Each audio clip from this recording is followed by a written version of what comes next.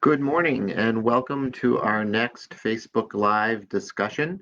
Today's presentation is everything you wanted to know about senior living, but were afraid to ask. I'm going to be answering some questions that have been submitted by our followers. Some of them represent some of the most frequently asked questions that I receive when people are looking into the Park Danforth. First of all, let me introduce myself again for those of you that have not joined us in the past. My name is Albert Latwell, and I'm the Sales and Marketing Director at the Park Danforth in Portland, Maine. We do live presentations about once a month, and then we also include that information on a blog that's on our website, parkdanforth.com. So you have the ability to read what I'm about to cover today, as well as these videos will be on our Facebook page ongoing. Okay, so why don't we get going? Our first question actually was submitted to us from Sarah P. And she says, how can I convince my mom that it's time to consider senior living? Well, that's a very interesting question, actually. I think the easy answer is I think mom has to come to that conclusion on her own. But you certainly can provide her with a list of reasons why it might be a good idea. Maybe cite some examples of things that are harder for her to accomplish living on her own. Um, and see if that helps. You know, these are big decisions, and quite often I am talking to an interested family or resident for months and months and sometimes years before they actually decide to make that big move. So I would talk to her about some of the benefits, perhaps have as much information from some whatever's local to you or communities that you're considering. We send out information from the Park Danforth on almost a daily basis. So if you had some brochures on hand, maybe show her some of the possibilities. Also, families have in the past, now it's fall now, so winter will be here before we know it. So maybe convince her for a short-term move to a senior community, and she can see how she likes it for the winter, with the thought that she would be returning to her home in the spring. So I hope that helps, Sarah, and any of you who have a similar question. Next, I have a question from Donna H. She writes, my husband and I would love to move to a senior community, but after 42 years in the same house, the thought of downsizing is overwhelming. Do you have any suggestions for downsizing?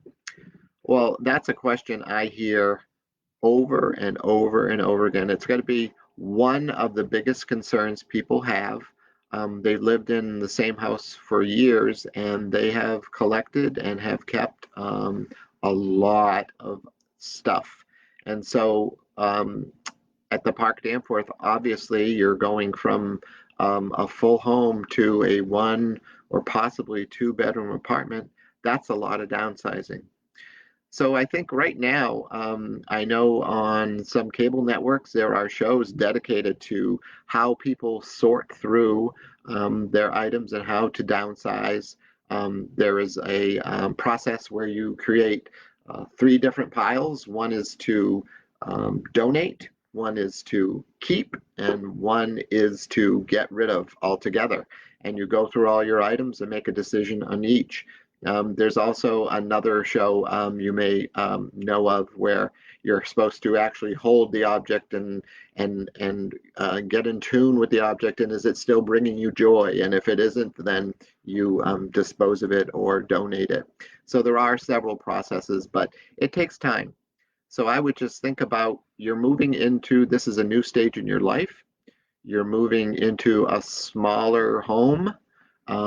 Think about what it is that's really important for you to keep and what items you would be okay or can eventually see yourself kind of passing on to somebody else that can appreciate those items. So it's not something that happens overnight.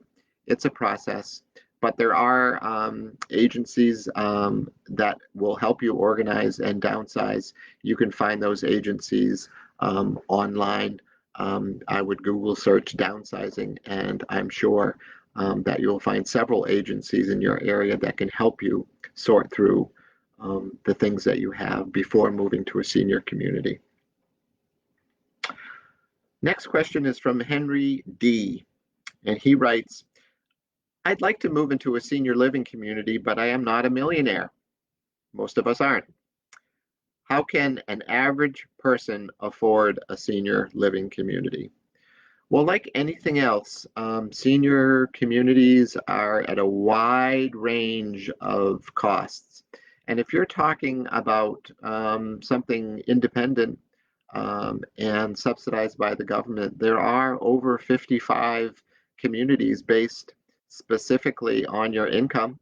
So if you have no resources, no savings, no investments to speak of, you may not even own your own home, but you feel you'd like to move into an over 50 or independent apartment, I would start looking into subsidized apartments as soon as possible because the waiting lists tend to be quite long. Here at the Park Danforth, a waiting list for somebody coming out of the community can be up to 5 to 7 years. Now, if you move into the Park Danforth and can afford to pay for a market rate apartment for a couple years, that waiting period shortens to just about 2 years, and you can get into a subsidized apartment after 2 years of spending your resources on a market rate apartment. And then if you qualify, then your subsidized apartment would be based solely on your income. So I hope that answers your question, Henry. Here's an interesting question, very timely. Karen H. asks, is it possible to move into a senior community now while COVID-19 is still an issue? If so, what would I need to do? Well, here at the Park Danforth, we are touring and we are moving people in. It looks different than it used to. Before COVID-19, somebody would apply and really the move-in happened easily, like any move. The potential resident would arrange for movers. They would come on the day that they chose and move in, and family and friends would come and go and assist and help, and it was easy. Now, during this time with COVID-19, there is definitely a way that we need to do these moves, and precautions need to be taken. It needs to happen over a shorter period of time. It has limited assistance. We need to disinfect after each move. People need to wear masks, obviously. So there are precautions that need to be taken, but it is not impossible, and it is available. If somebody wants to move into a senior community now, it's very available. It's just a matter of finding the one that you would like to move into. But it certainly is available, Karen. I would, if you would like more information about how somebody can move into the Park Danforth, just give us a call, and you can find our contact information at parkdanforth.com. Another question regarding finances. Finances is a big thought on people's minds when they're considering a senior living community. Dorothy B. writes, my mother needs more supervision, but I'm not sure if assisted living or independent living would be more appropriate. And she knows that she may not even be able to afford assisted living. It just appears so expensive to her, and wants to know just in general, how do people afford assisted living? Well, here in Maine, if you qualify for financially, you can apply for Maine Care, and you do that through DHHS, the Department of Health and Human Services. You can apply for Maine Care, and if you qualify financially, then they will assist you in paying for an assisted living situation. Now, you need to be moving into a community that offers main care apartments, and they can be difficult to find.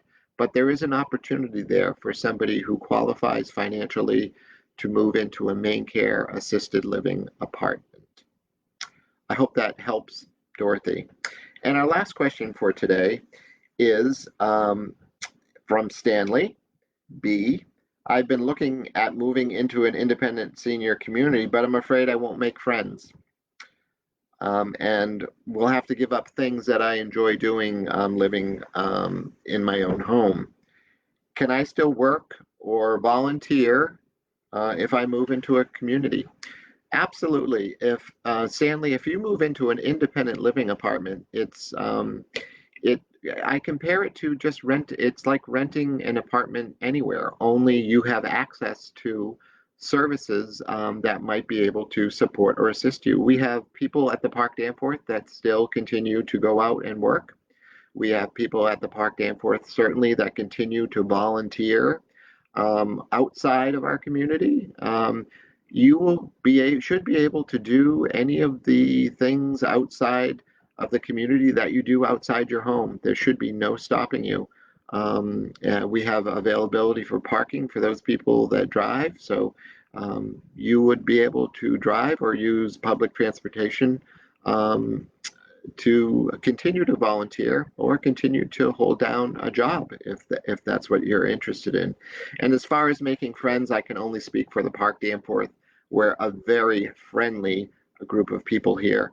And I know new residents are always amazed at how quickly they make friends.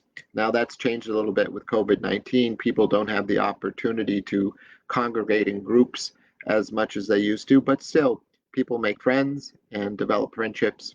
And there's no reason to think why you, Stanley, wouldn't do the same if you were to move into the Park Danforth or another senior living community. Well, thank you for joining me today. I've enjoyed this discussion, and we will have another live presentation sometime in October. So if you keep your eyes peeled on our Facebook page for notification of when and what that topic might be.